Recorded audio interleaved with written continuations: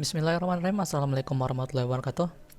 Pada kesempatan kali ini, kami selaku kelompok satu akan mempresentasikan hasil diskusi kami mengenai materi pada mata kuliah teori bahasa dan otomata, yakni materi FSA.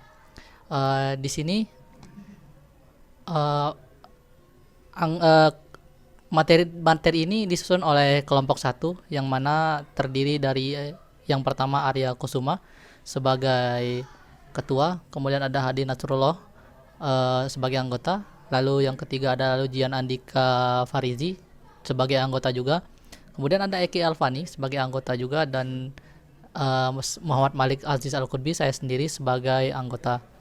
Pada materi FSA ini kami membaginya menjadi 5 bagian. Yang pertama terdapat bagian pembahasan, kemudian yang kedua terdapat bagian kelebihan dan kekurangan. Bagian yang ketiga terdapat penjelasan tentang cara kerja. Kemudian bagian keempat terdapat penjelasan mengenai contoh kasus. Dan yang terakhir ialah kesimpulan. Baik, tanpa berlama-lama lagi, kami akan langsung saja memulai presentasi kami, yang dimana pada bagian pertama yakni pembahasan akan dijelaskan langsung oleh teman kami yakni Arya Kusuma. Kepadanya saya persilakan. Oke, selanjutnya yaitu pembahasan. Pembahasan yang pertama adalah FSA atau Finite State Automata. Finite State Automata berhingga atau automata berhingga state selanjutnya disebut sebagai FSA, yaitu suatu model matematika dari suatu sistem yang menerima input dan output diskrit. FSA merupakan mesin automata dari bahasa reguler. Suatu FSA memiliki state yang banyaknya berhingga dan dapat berpindah-pindah dari suatu state ke state lain. Perubahan state ini dinyatakan oleh fungsi transisi. FSA tidak memiliki tempat penyimpanan, sehingga kemampuan mengingatnya terbatas. Hanya bisa mengingat state yang terkini. Contoh FSA antara lain elevator, text editor, analisa leksikal, protokol komunikasi, jaringan, dan pencek parity. FSA berdasar pada pendefinisian kemampuan berubah state-state-nya bisa dibagi menjadi deterministic finite automata atau DFA dan non-deterministic finite automata atau NFA. Secara formal, FSA dinyatakan oleh 5 tuple atau M, di mana yang pertama itu himpunan state atau kedudukan, himpunan simbol input atau masukan atau abjad, fungsi transisi, state awal atau kedudukan awal, dan himpunan state akhir. Yang kedua yaitu fungsi transisi state atau state transition function. Adanya fungsi yang memberikan state saat itu atau current state dan simbol masukan saat itu atau current input symbol. Selain itu juga fungsi memberikan atau menyatakan semua state berikutnya yang dimungkinkan. Semua kemungkinan transisi dipandang dijalankan secara paralel. Bila terdapat transisi yang menuju atau sampai state akhir, berarti stringnya diterima. Yang ketiga yaitu jenis FSA. Jenis-jenis FSA bisa dibagi menjadi dua, yaitu DVA dan NDVA. Yang pertama DVA atau Deterministic Finite Automata. Automata berhingga yang pasti atau tetap atau tertentu. Setiap rancangan state input selalu tepat ada satu state berikutnya. Dari suatu state ada tepat satu state berikutnya untuk setiap simbol masukan yang diterima. Untuk sebuah state dan input yang berlaku bisa ditentukan tepat satu state berikutnya. Suatu string X dinyatakan diterima bila SX berada pada state akhir. Yang kedua itu NDVA atau Non-Deterministic Finite Automata. Automata berhingga yang tidak pasti. Untuk setiap pasangan state input bisa memiliki 0 atau lebih pilihan untuk state berikutnya. Untuk setiap state tidak selalu tepat ada satu state berikutnya untuk setiap simbol input yang ada. Dari suatu state bisa terdapat 0,1 atau lebih busur keluar atau transisi.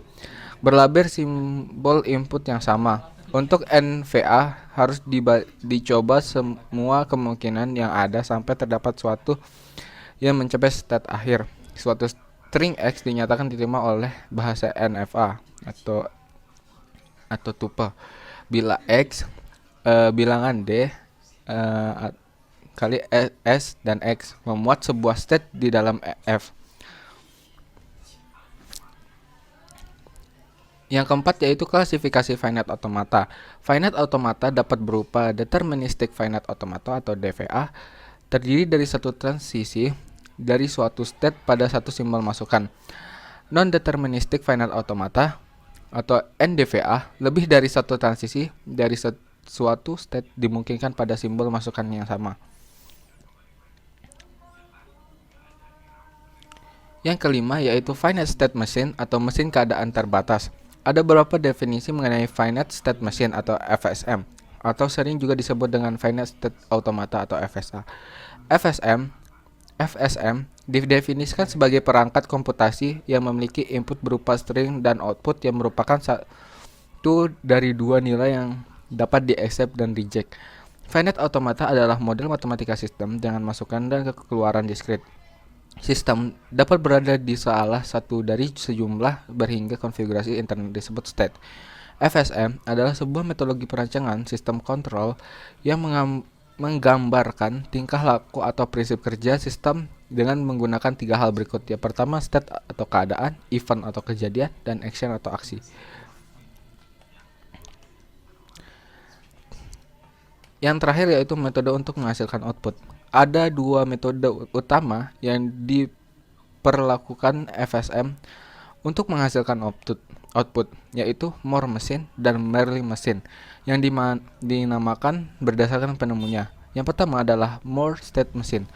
Moore machine adalah tipe dari FSM di mana output dihasilkan dari state. Pada gambar di atas mencontohkan di mana state mendefinisikan apa yang harus dilakukan. Keluaran pada Moore machine diasosiasikan sebagai state.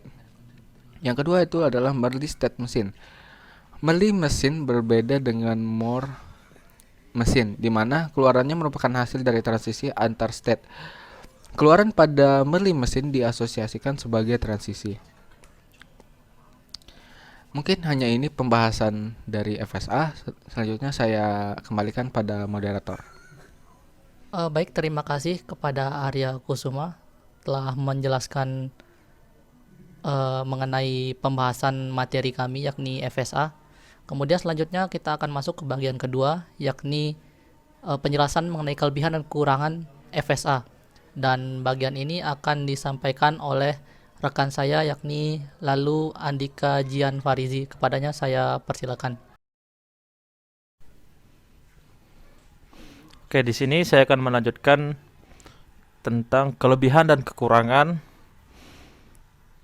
FSA, Finite State Automata.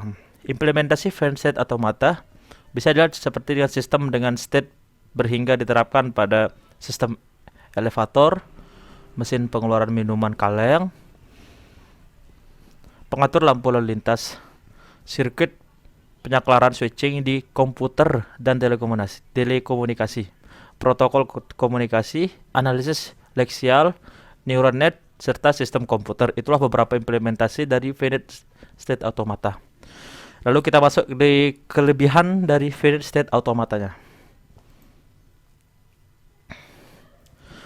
Adapun kelebihan dari Finite State Automata, yang pertama, sederhana sehingga memudah diimplementasikan.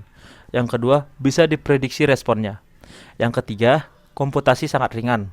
Dan yang keempat, relatif fleksibel. Yang kelima, merupakan metode IA lama yang bisa digunakan pada berbagai sistem. Yang terakhir, mudah ditransfer dari abstrak menjadi kode program. Selain memiliki kelebihan, Finite State Automata juga memiliki beberapa kekurangan. Di antaranya,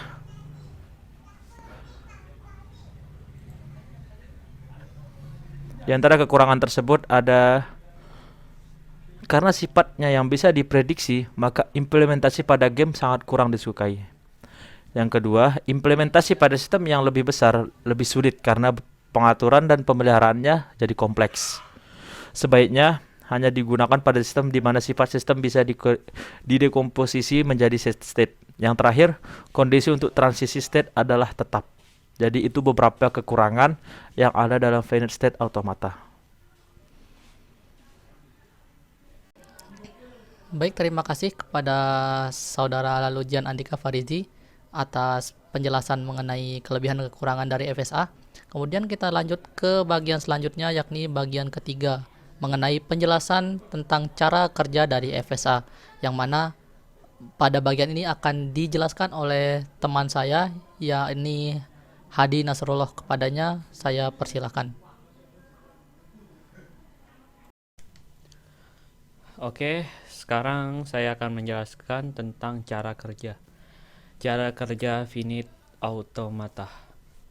Finite automata bekerja dengan cara mesin membaca memori masukan berupa tape, yaitu satu karakter tiap saat, yaitu dari kiri ke kanan, menggunakan head baca yang kemudian oleh kotak kendali state berhingga, di mana pada mesin terdapat sejumlah state berhingga.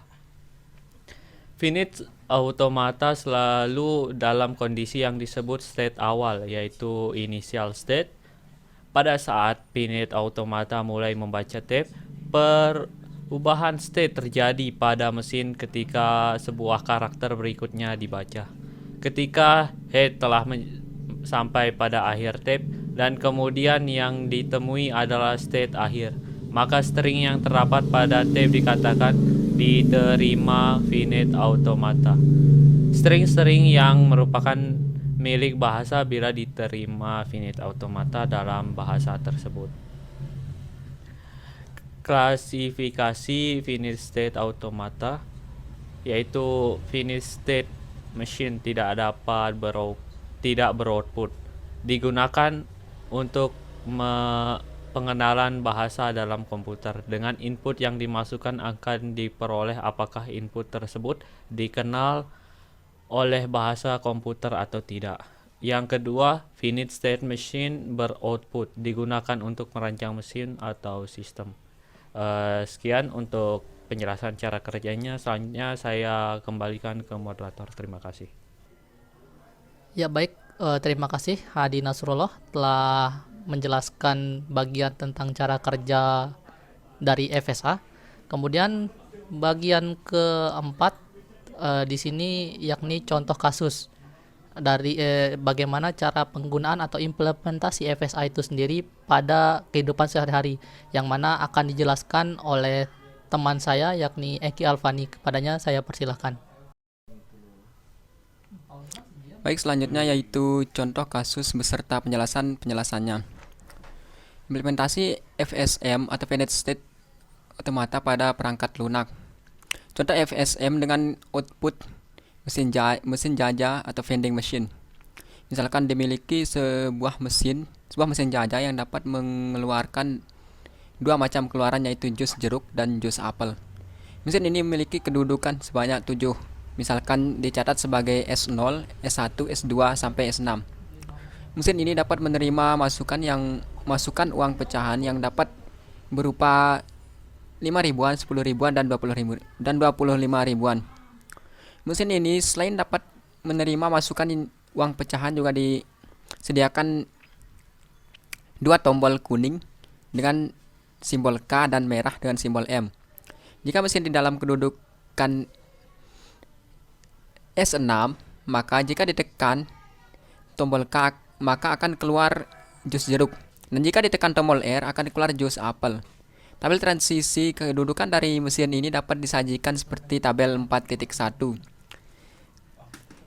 Penggunaan tabel 4.1 sebagai fungsi transisi dari mesin jajah dapat dipahami dalam beberapa contoh. Misalnya, yang pertama yaitu pada saat awal mesin selalu dalam state S0. Dan yang kedua yaitu jika pada state S0 menerima masukan 5 ribuan, maka akan pindah ke state S1. Yang ketiga yaitu jika pada state S0 menerima masukan 10 ribuan, maka akan pindah ke state S2. Selanjutnya, jika pada state S0 menerima masukan 25 ribuan, maka akan pindah ke state S5. Dan jika pada state S1 menerima masukan 5 ribuan, maka akan pindah ke state S2. Jika pada state S1 menerima masukan 25 ribuan, maka akan pindah ke state 6 atau output mesin jajah. Atau output mesin jajah diperoleh jika mesin dalam state S6 yaitu sebagai berikut.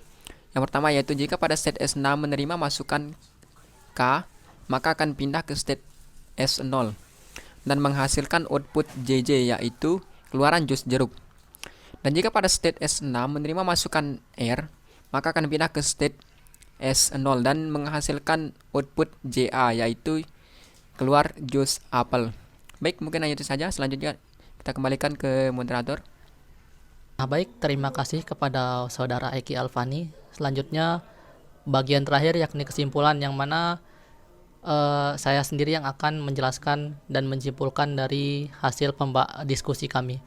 Kesimpulan dari hasil diskusi kami mengenai materi ini yakni FSA atau Finite State Automata, yakni dari pembahasan yang telah dilakukan sebelumnya, kami dapat mengambil beberapa kesimpulan, yang diantaranya yang pertama, dari materi tersebut kami mengetahui hasil fungsi dari tabel transisi dan memutuskan apakah input string yang dimasukkan itu diterima atau ditolak oleh mesin jika diberikan diagram transisinya saja. Dan hal itu dapat berlaku sebaliknya jika diberikan tabel transisinya saja. Kemudian kesimpulan yang kedua yakni hasil pengujian dengan menggunakan mesin automata akan menghasilkan keputusan apakah input string yang dimasukkan diterima ataupun ditolak oleh mesin. Kemudian yang ketiga, jika dari suatu state ada tepat satu state berikutnya untuk setiap simbol input yang diterima, maka hal tersebut dapat digolongkan menjadi DFA. Nah, kemudian kesimpulan yang keempat yakni suatu string X dinyatakan diterima oleh mesin DFA jika simbol-simbol tersebut terdapat pada state akhir. Kemudian yang terakhir, kesimpulan kelima yakni jika dari suatu state bisa terdapat 0 atau 1 atau lebih keluaran atau transisi berlabel simbol input yang sama, maka akan digolongkan menjadi NFA. Mungkin hanya itu presentasi dari kelompok kami, yakni kelompok 1 mengenai materi FSA atau Finite State Automata. Untuk kurang dan lebihnya kami mohon maaf dan terima kasih telah mendengarkan presentasi kami. Sekian, wassalamualaikum warahmatullahi wabarakatuh.